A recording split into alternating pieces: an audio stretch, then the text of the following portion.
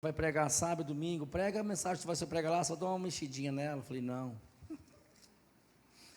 Ai, meu Deus. Aleluia. Glória a Deus. Livro de Gênesis, capítulo 2, verso 15. Para quem estava lá vai achar que é a mesma. Livro de Gênesis, capítulo 2, versículo 15. Amém? Todos encontraram? Assim o Senhor Deus tomou o homem e o colocou no jardim do Éden para cultivar e guardar. Amém? E o Senhor deu a seguinte ordem ao homem: comerás livremente o fruto de qualquer espécie de árvore que está no jardim. Contudo, não comerás da árvore do conhecimento do bem e do mal, porque no dia que dela comeres, com toda certeza morrerá. Prossiga comigo agora para o capítulo 3, talvez está até na mesma página aí, capítulo 3, a partir do versículo 1. Diz assim: a serpente era o mais astuto dos animais dos campos que Deus havia feito, e aconteceu que ela questionou a mulher: então foi isso mesmo que Deus falou? Vós não podeis comer nenhum dos frutos das árvores do jardim? Ao que a mulher declarou à serpente: nós podemos comer dos frutos da árvore do jardim, mas do fruto da árvore que está no centro do jardim, Deus disse: dele não comereis, nele não tocareis, para que não morrais. A serpente então alegou à mulher: com toda certeza não morrereis. Ora, Deus sabe que no dia em que dele comerdes, vossos olhos abrirão, e vós, como Deus, sereis conhecedores do bem e do mal. Quando a mulher observou que a árvore realmente parecia agradável ao paladar, muito atraente aos olhos, e além de tudo desejável para ela, se obter sagacidade, tomou do seu fruto, comeu e deu ao seu marido, que estava em sua companhia, e ele igualmente comeu. Coloque a mão no seu coração e repita comigo essa oração. Poderoso Deus e amado Pai, gratos somos pelo privilégio, pela dádiva de estarmos na Tua presença. Obrigado, Pai, pela Tua santa e verdadeira palavra.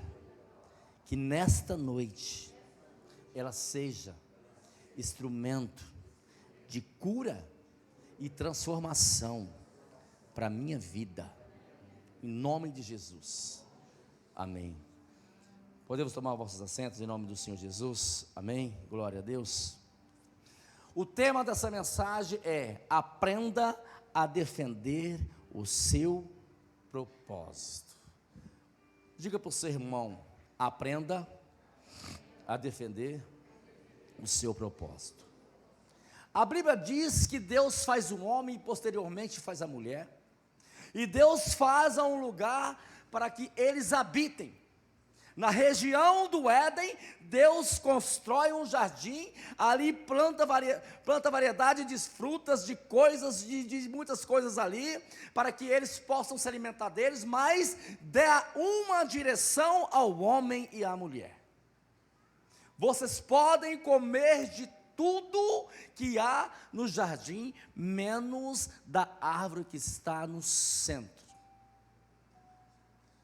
Menos da árvore que está no centro. Ou seja, Deus coloca um homem num bom lugar, mas Deus estipula um propósito para aquele homem e para a mulher. Não comam do fruto da árvore que está no centro do jardim, porque com certeza, no dia que comeres, certamente morrerás. Mas a Bíblia diz que ali no jardim também tinha uma cobra, uma serpente, que era a representação do diabo. E a serpente pergunta, indaga a mulher, dizendo: mulher, Deus disse que vocês não podem comer de nenhum fruto do jardim. A mulher: não, Deus não disse isso. Deus disse que nós podemos comer de todos, menos do fruto da árvore que está no centro do jardim. Porque o dia que se nós tocarmos, comermos o fruto daquela árvore, certamente morreremos. A serpente diz: não, morre nada. Morre nada. Tem muitas pessoas que fazem o papel da serpente em nossas vidas. Tem muitas coisas que Deus manda nós não fazer. Mas uma serpente chega até você: não pode fazer isso, não dá nada. Pode fazer, não vai acontecer nada. Não é isso? Tem muitas coisas ilícitas para o homem, para o cristão, que Deus determina e fala: não faça. Deus não manda mais uma serpente, porque ela não fala, mas manda uma pessoa representando a serpente e fala: pode fazer, não dá nada. E foi isso que a serpente fez. Pode tocar, pode comer. A única coisa que vai acontecer é que vocês vão ter conhecimento do bem e do mal. Mas a Bíblia diz que a mulher comeu e deu para o seu marido também comer. Fala: foi-se o propósito que Deus havia estabelecido para Adão e Eva. Acabou aqui o propósito que Deus havia estabelecido para Adão e Eva. Acabou aqui. E muitas vezes, quando o diabo envia uma serpente até você, e você ouve a serpente, desobedecendo a palavra de Deus, acabou o propósito que Deus estabeleceu para a sua vida.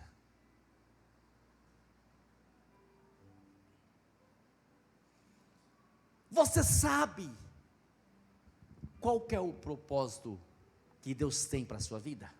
Sabe ou não sabe? Não precisa ter vergonha não. Quem sabe erga a mão. Então, muitas pessoas têm dúvida, não sabem qual é o propósito que Deus tem para a sua vida.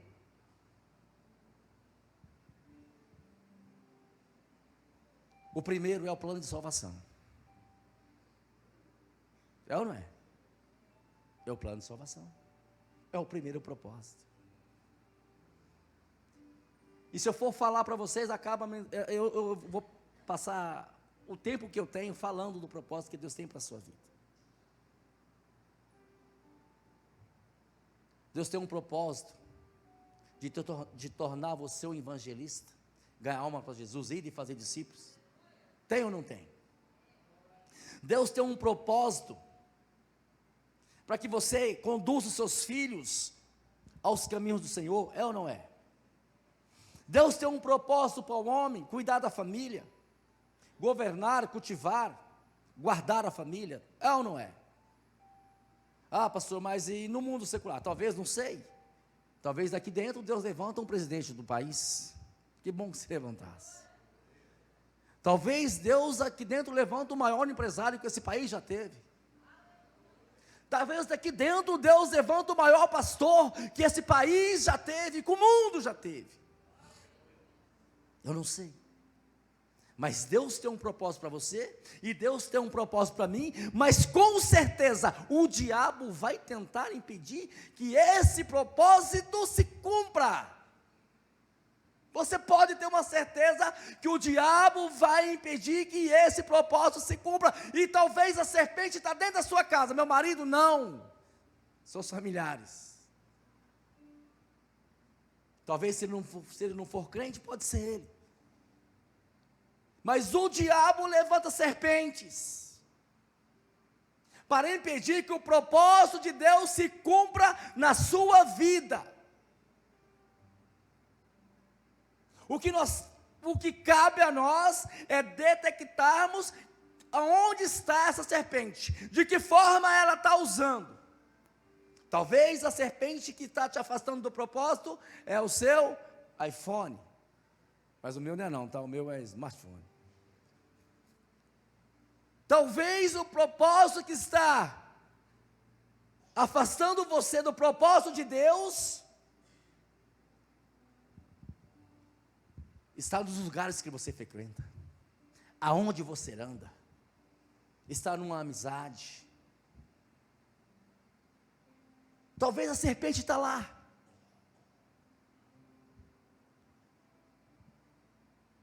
Mas é inacreditável o número de pessoas que hoje encontramos que estão vendo as suas vidas serem destruídas por conta dos pecados, por conta dos vícios, casamento, família sendo destruída e não fazem nada. Vida espiritual sendo destruída, ministério e não fazem nada, empresas, finanças e não fazem nada. Mas eu profetizo que hoje Deus está levantando homens e mulheres cheios do Espírito Santo, para que tenham força para lutar contra as serpentes que se levantam para impedir que o propósito de Deus se cumpra na tua vida. Deus está levantando hoje uma geração de crentes nessa igreja, que luta, que vai lutar para defender as investidas do diabo, tudo aquilo que o diabo tenta roubar. Você vai ter força, vai ter coragem para lutar e não permitir que as serpentes do mundo te roubam da presença do Todo-Poderoso, rouba aquilo que Deus tem para a sua vida. Aleluia, Jesus. Mas é claro que o diabo não vai deixar barato, meu querido. Ele não vai deixar barato. Ele vai usar de forma ou outra forma, ele vai usar uma maneira, vai encontrar um meio para impedir que o propósito de Deus se cumpra na tua vida. O que cabe a nós? Lutarmos. O que cabe a nós? Não desistirmos. Jesus disse que passaremos por aflição, e muitas das vezes as aflições são nós que causamos, mas outras vezes são o diabo que causa. E não são as aflições que vão impedir que você viva o propósito de Deus. Não é o diabo que vai impedir você de viver o propósito de Deus, porque você é cheio da presença do Espírito Santo. Você é cheio da presença do Espírito Santo. E a Bíblia diz que o Espírito Santo é que nos convence do pecado, da justiça e do juízo. Ou seja, um homem e uma mulher cheia do Espírito Santo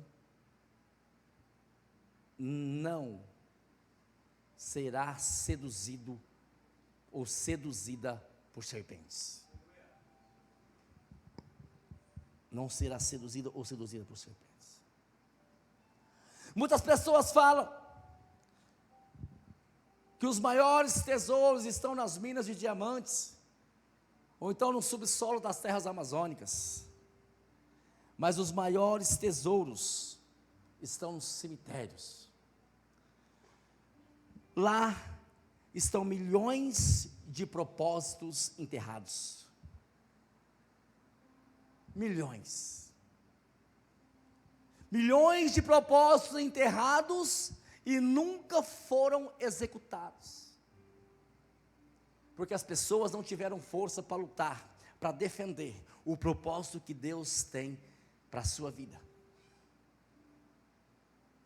As pessoas não encontraram as armas e nem meios, nem estratégias para lutar, para defender os propósitos que Deus tem para as suas vidas. A Bíblia, de Gênesis a Apocalipse, ela vai nos mostrar, através de Jesus, de homem e de mulheres, que nós temos armas poderosíssimas para vencermos as serpentes. Nós temos armas poderosíssimas. Mateus 4, do 1 ao 11, faz menção à tentação do diabo a Jesus no deserto. A Bíblia diz que depois de jejuar por 40 dias e 40 noites, o tentador se aproximou de Jesus e disse: se tu és filho de Deus, manda que essas pedras transformem em pães. Jesus então, porém, nos afirmou: está escrito, que nem só de pão viverá o homem, mas de toda a palavra que sai da boca de Deus. A Bíblia diz que o tentador, ele não desistiu. Então, ele conduziu Jesus à cidade santa e o colocou na parte mais alta do templo e desafiou: se tu és filho de Deus, joga-te daqui para baixo, pois está escrito. O que o diabo diz? Está escrito: aos seus anjos dará ordem ao teu respeito, e com as mãos eles se sustentarão, para que jamais tropeces em alguma coisa. Contestou-lhe Jesus: mas também está escrito, não tentarás o Senhor vosso Deus. A Bíblia diz que o diabo não desiste. Ele manda uma serpente, ele manda duas serpentes, mas ele envia a terceira serpente.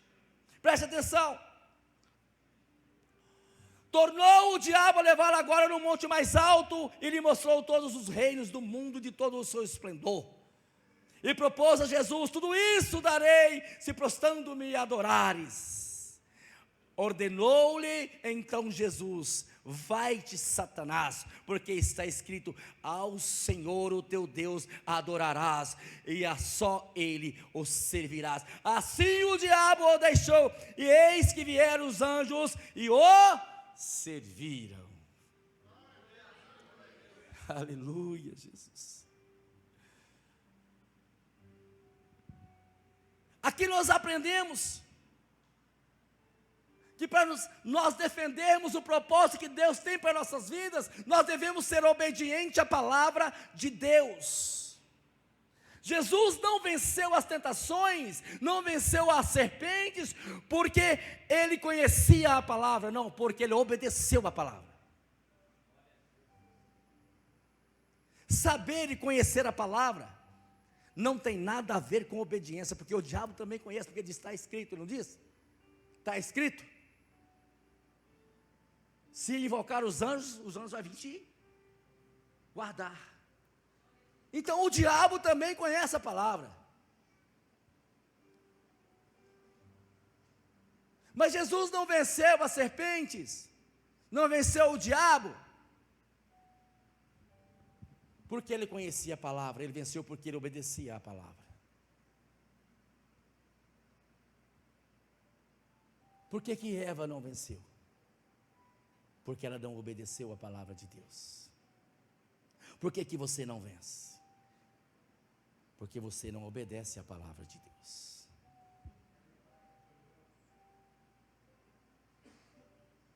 Não tem nada a ver conhecer. Muita gente conhece melhor do que até eu e você. Você pode ter uma certeza.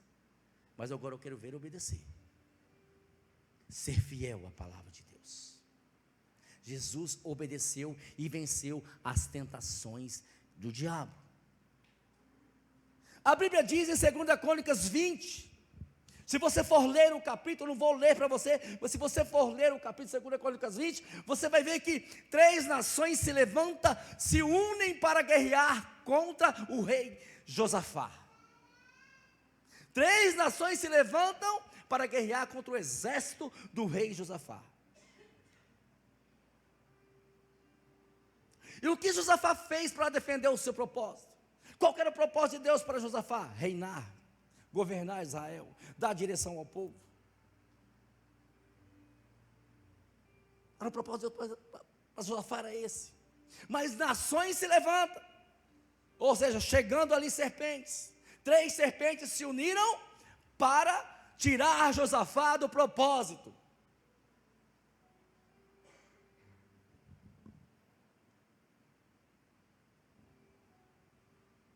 A Bíblia diz que Josafá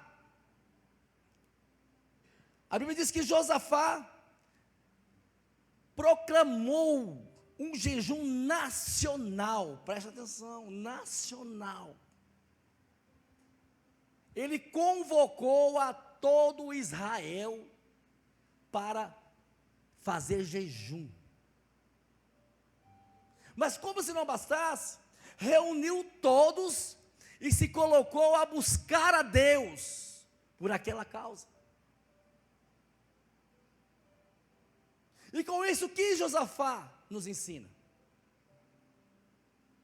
Que o jejum e a oração são 2 armas poderosas para nós vencermos a serpente. Jejum e oração. Você sabe por quê? Tem crente caindo hoje, pastores caindo, porque não jejuam, não oram, não tem vida de oração, não tem vida de oração, não obedecem, não jejuam e nem oram, não tem vida na presença de Deus. A correria do dia a dia faz essas pessoas saírem loucas, levanta atrasado, pega o ônibus lotado, que não é no caso do 4 Marcos, que não tem ônibus. Não é isso? Não ora a Deus, vai dormir, não ora a Deus. Eu não consigo acreditar que tem cristão que ele levanta e deita e não ora a Deus. Eu não consigo acreditar, por mais que esteja cansado,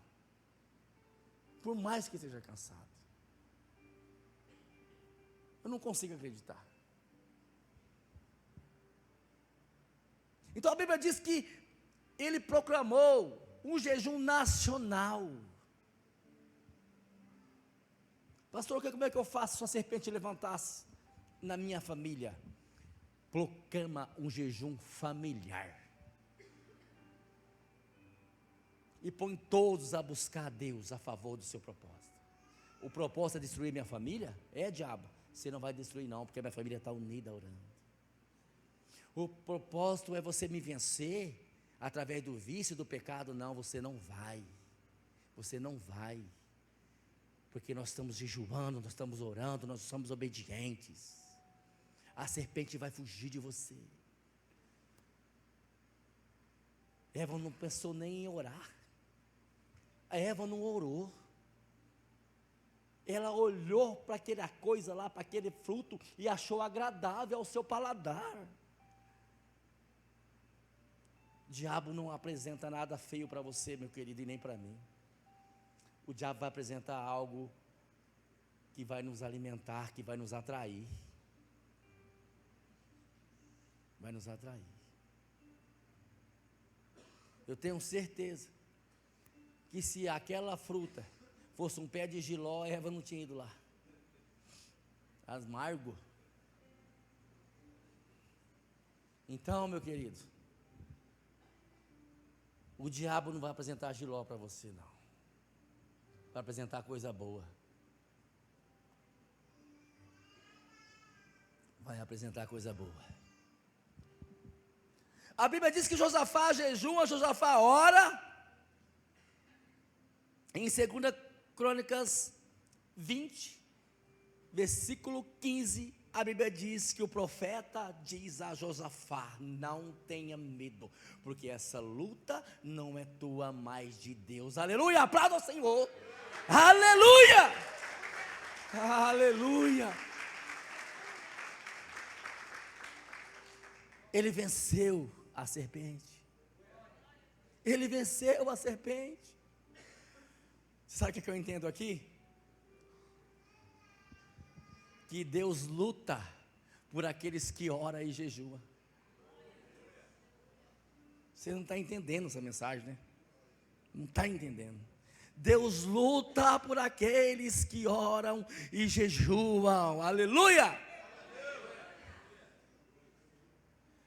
Nós temos que aprender a nos defender, meu querido. Aprendemos com Jesus que uma das nossas defesas, uma das nossas armas é a obediência. Com Josafá, que é a oração e o jejum. Amém? Glória a Deus. Glória a Deus. Glória a Deus. Agora vocês lembram do certo homem que está registrado em Mateus 8, a partir do versículo 5, um homem que a Bíblia não fala o nome dele, mas intitula como centurião. A Bíblia diz que esse homem chega até Jesus e diz para Jesus: Jesus, o meu servo está doente, mas o Senhor não é digno de entrar em minha casa, mas dizei uma só palavra, o meu servo será curado. Jesus, olhando para o seu discípulo, diz: não vi fé como essa nem em Israel. A Bíblia diz isso ou não diz? Nem em Israel. Você sabe o que esse centurião nos ensina? Que a fé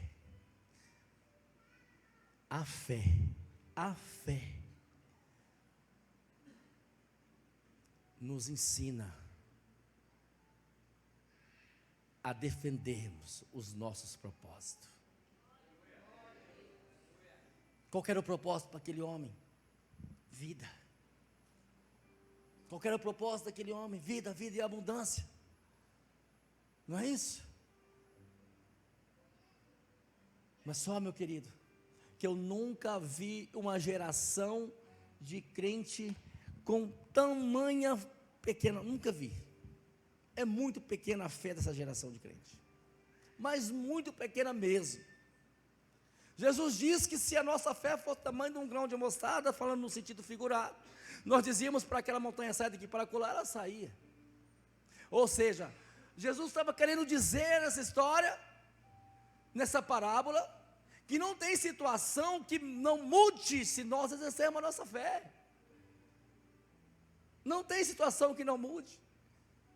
E aquele centurião sabia. Falou: Deus, não precisa ir lá em casa não. Eu não sou digno de receber não. Na minha casa, não precisa não, de uma só palavra. De vez em quando nós recebemos alguém chorando ali no nosso gabinete, chorando.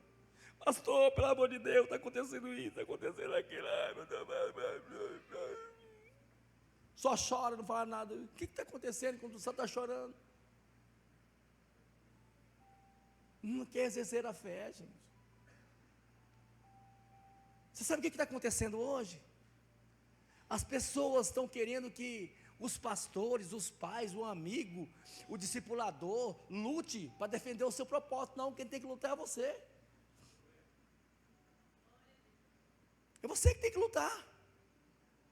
Basta as nossas lutas, que nós temos, que não é pouca. Basta as nossas. Você acha que nós não tem luta não?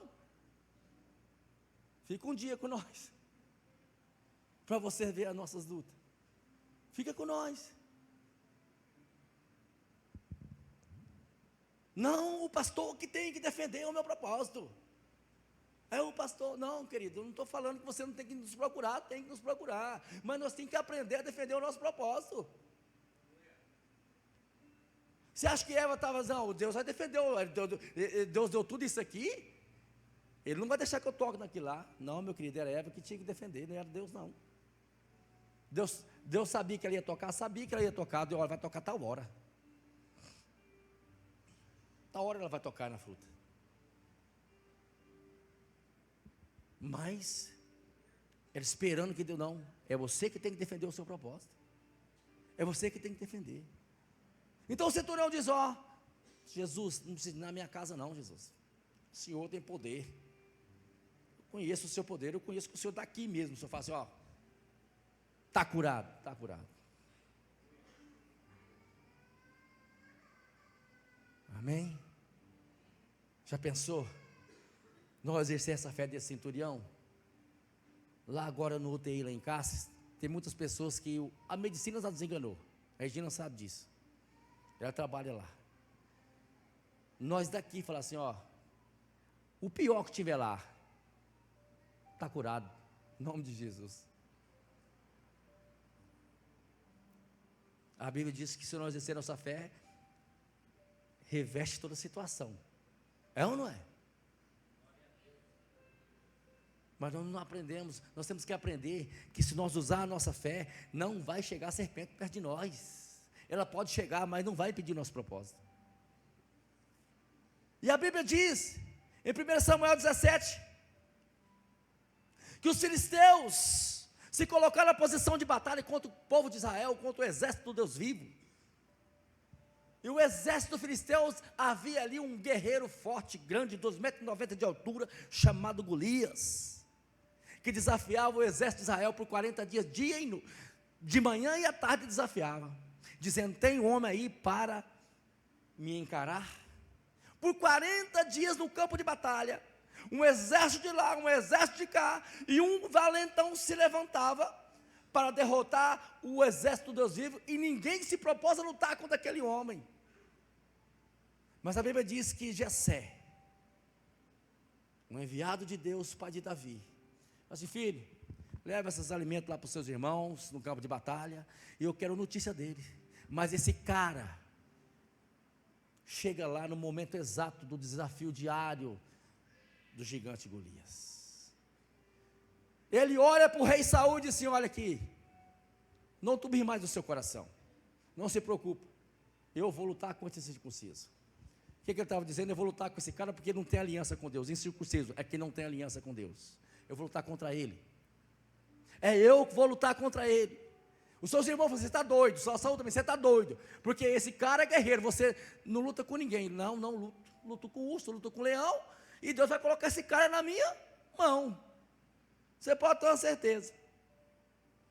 A Bíblia diz que Davi tomou um pedaço de pau na mão, um cajado, passou no riacho, pegou 5 pedrinhas, pegou seu estilingue, colocou no seu bornazinho e foi para a guerra.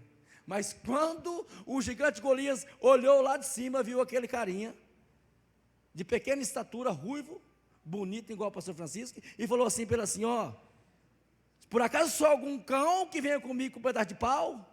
Hoje mesmo darei a sua carne às aves dos céus e às feras da terra.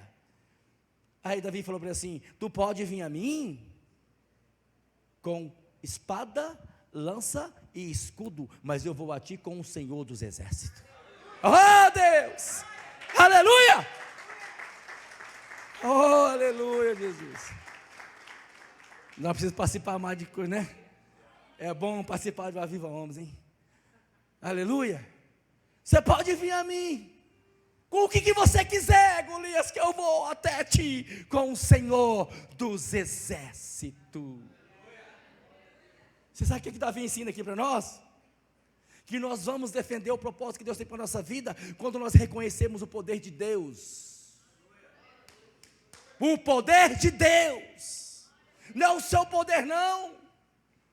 Pastor, eu sou forte, eu tenho força, eu vou defender. Não, você não vai defender. A Bíblia diz que nós temos que fugir da aparência do mal. A Bíblia diz que nós temos que submeter a Deus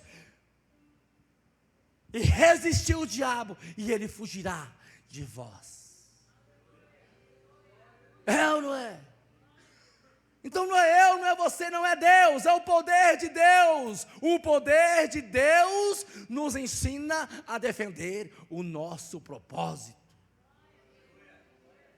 É o poder de Deus, aleluia,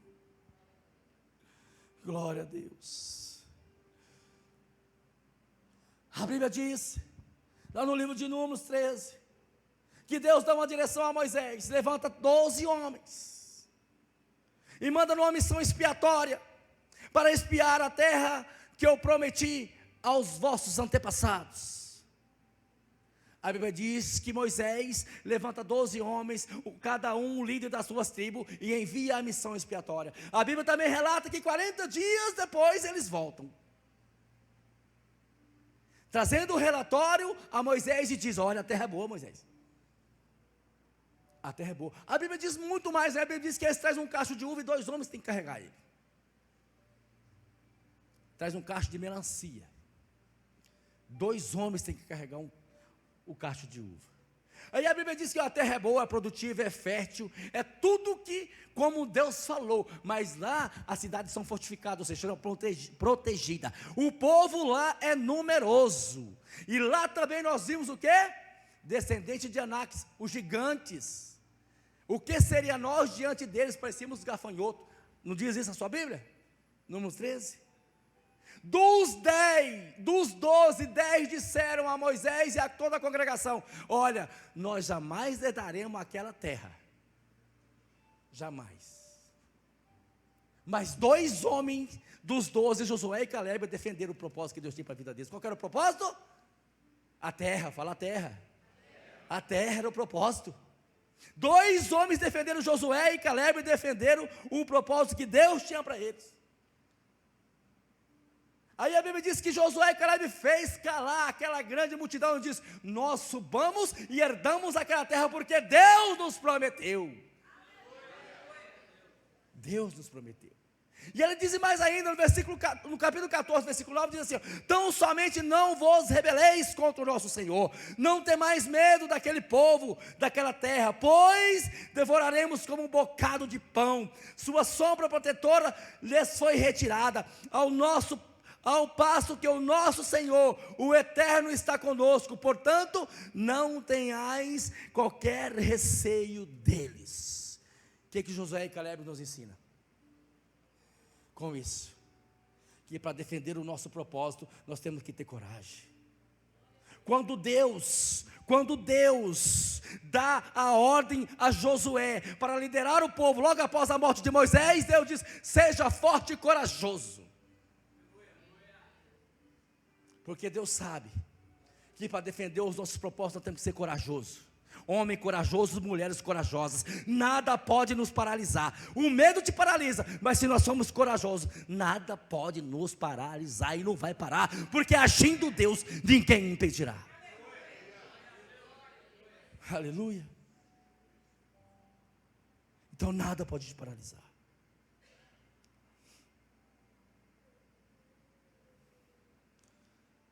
Entenda, aprenda a defender o propósito que Deus tem para a sua vida. Primeiro você entenda qual que é ele, e depois você aprenda a defender.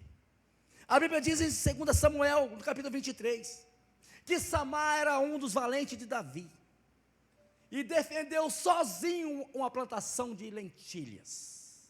Preste atenção. Depois dele, Samar, filho de Age, o Ararita, os filisteus reuniram-se em Lei, e onde havia um terreno todo plantado com lentilhas, e as tropas dos israelenses fugiram dos filisteus, ou seja, o exército fugiu. As tropas de Israel fugiu dos filisteus. Os filisteus colocaram a tropa de Israel para correr, para quê? Para pegar a sua lavoura, para pegar o fruto. Você planta, eu vou colher. Não. Mas escuta, Samar falou: não. Qual que é o propósito de quem planta? Colher, não é? Samar falou: não. Presta atenção, Samar. Contudo, Samar ficou no meio daquela plantação, defendeu-a, massacrou os filisteus, e o Senhor concedeu-lhe uma grande vitória. O que é isso que se não for confiança em Deus? Fala para mim. O que é isso se não for confiança em Deus? E o que Samar nos ensina? Que para defender o nosso propósito, nós temos que ter confiança em Deus, que as coisas podem estar dando errado, mas no final tudo vai dar certo. No final, tudo vai dar certo. Aleluia. E a Bíblia continua dizendo que em Gênesis 39, do 1 ao 9, a Bíblia diz de um certo homem chamado José. Esse homem foi vendido como escravo a um cidadão do Egito chamado Potifar. Potifar, vendo que Deus era com ele e tudo que ele fazia prosperava, confiou tudo o que ele tinha em suas mãos. Foi ou não foi? Mas certo dia, a endemoniada da mulher de Potifar chegou a José e falou assim: José, você é muito bonito, cara, vamos deitar comigo. O que José fez? Fugiu. A Bíblia diz: fugir da aparência do mal. Uma coisa que José nos ensina aqui: quando a serpente chegar até você, meu querido, você tem que fugir dela. Não bate de frente com ela, não.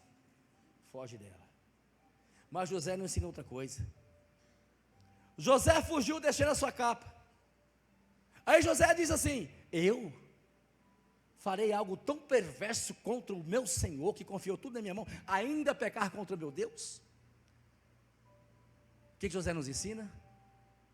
Que o temor a Deus faz com que defendamos o propósito de Deus para a nossa vida. Qual era o propósito de Deus? Tornar José governador do Egito. E ele se tornou governador do Egito. Por temor a Deus. Por temor a Deus. José era um cara bonito.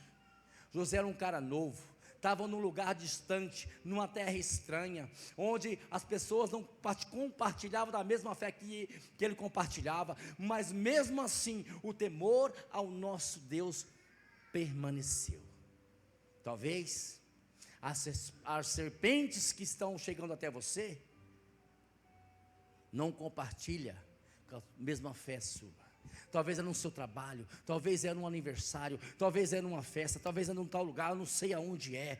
Você está rodeado de serpentes. As serpentes tentam te atacar, mas você tem que dizer: eu jamais pecarei contra o meu Deus. O temor a Deus faz com que você permaneça firme no propósito que Deus tem para a sua vida. Já estou encerrando. Lucas 19, a Bíblia diz: um certo homem chamado Zaqueu. Este homem era visto pela sociedade como ladrão, corrupto e pecador. Estou certo ou não estou? Porque ele é ladrão. Ele fala que é ladrão, pastor. Ele próprio fala que é ladrão, porque ele fala assim: ó, se alguém extorquir, devolverei 4 vezes mais. O que é extorquir? Extorquir é uma pessoa que ganha algo de uma forma desonesta, de uma forma ilegal. Ou seja, ele mesmo se intitulava como ladrão. O fato de Zaqueu ser pecador e ser ladrão estava impedindo de viver o propósito de Deus. Mas Zaqueu, tomando a palavra: Senhor, hoje, tudo que eu tenho, eu dou a metade aos pobres. E se alguém extorquir, devolvo 4 vezes mais. Jesus olha para ele e diz: hoje houve salvação nessa casa. Esse é o primeiro propósito que Deus tem para a nossa vida: salvação. Salvação. Hoje houve salvação nessa casa. Aleluia. O que nós aprendemos com a história de Zaqueu? Que o arrependimento faz com que vivamos o propósito de Deus para nossas vidas. Se coloca de pé para parecer que está acabando.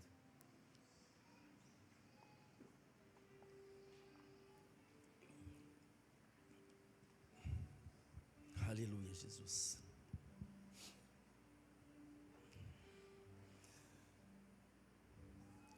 Você sabe o que eu aprendo com Zaqueu? Que não é o diabo que nos impede de viver o propósito de Deus. É você não se arrepender. É você não se arrepender. Não é o diabo que destrói o casamento.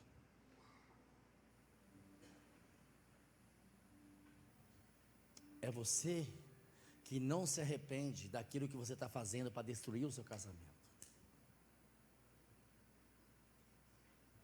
Não é o diabo que destrói a sua vida através do pecado, através dos vícios. Muitas pessoas estão vendo as suas vidas irem ralo abaixo por conta dos vícios, por conta do pecado, por conta das coisas ilícitas, e não fazem nada para impedir.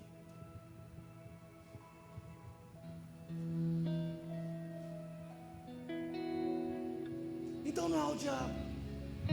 A serpente só seduziu Eva, mas ela não colocou a mão de Eva e tocou na fruta. O diabo te apresenta Quem toca é você. Quem toca é você. O diabo te apresenta a brecha.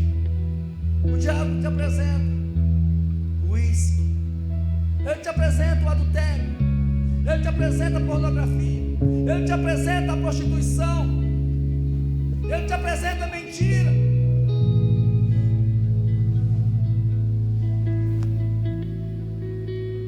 Mas é você que toca. O diabo apresentou Betseba para Davi. Mas ele não conduziu Davi até ela e nem ela até Davi. Foi Davi que pediu que ela viesse até a ele.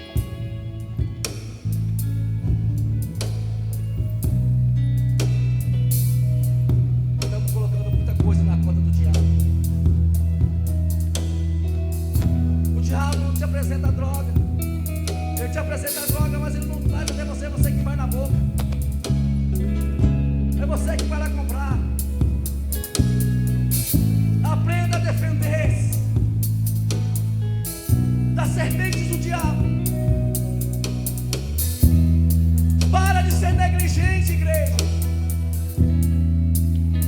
A igreja está sendo negligente, não está fazendo nada. Não está fazendo nada para se defender. O diabo, ele está aí para te roubar no propósito de